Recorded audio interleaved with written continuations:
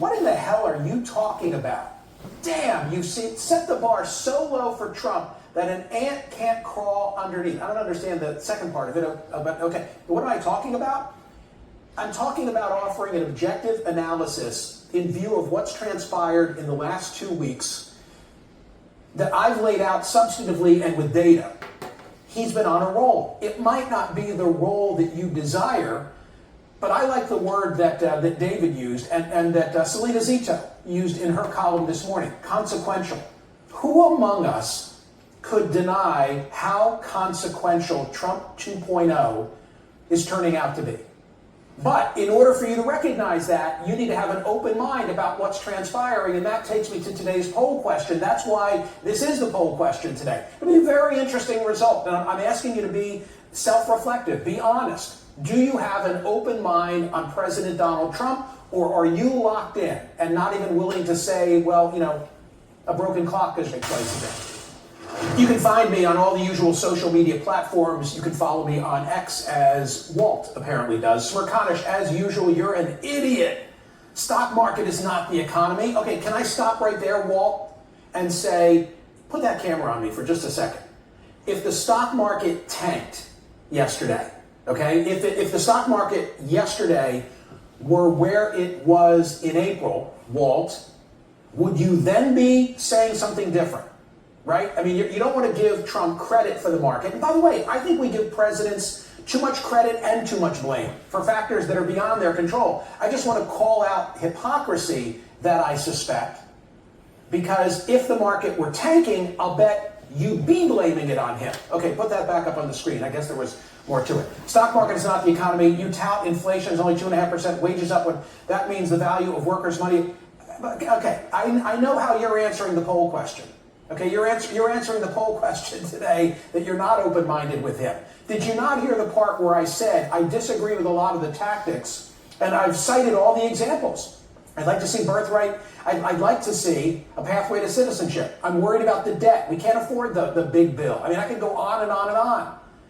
But my role is to call balls and strikes and to be objective and to sit back 5 months into this administration and say, damn, the guy is getting a lot done.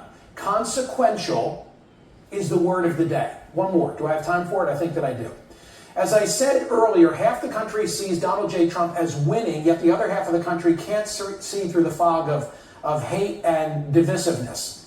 I mean, too many people, Robin, suit up in their usual jerseys instead of looking objectively at what's transpiring, and that's a shame because objectivity and independent thinking, I think, is in too short of a supply. One more if I have time, Catherine. Do I? Do you have another one you can put up there? You don't have any more? Or you don't have any more to show? Okay. Here's one. Okay. If people's investment accounts are increasing, does anything else matter to them? I think we know the answer. Well, James Carville has yet to be disproven. It remains the economy stupid. All right, there it is. Wow, a lot of voting. 40,231. You know what? I applaud those of you who are part of the 72% who say you do not have an open mind on Donald Trump. And the reason that I'm applauding you is not that I appreciate your closed-mindedness. I appreciate your candor. Like, you don't want to hear it. I made the case at the outset of the program today that he's had a good 2 weeks. You know, he's, like, no BS, he's winning. Maybe not in a way you want. There are many things that he's doing that I disagree with, and I tell you what they are every day on radio and once a week here. But you got to stand back and say, it's consequential. It is consequential. So, interesting. We'll leave it open. One more. I think I've got time. Sorry, I was off on a tangent there. I see you are stumping for Trump this morning. How can you support? I'm not supporting. How can you support the most divisive, hateful human on the... Gloria, what did I rattle off for you? I rattled off for you NATO and how they're ponying up. I rattled off for you the outcome of the strike in Iran and how there was no loss of life, and we did set their program back. How far? I don't know. I rattled off for you border crossings being down like 95%. I rattled off for you a record in the stock market. I rattled off for you that inflation has been tamed. It was all substance. I'm not asking you to love the guy. I'm just asking you to acknowledge he's had a good 2 weeks. That's it, period. End of story.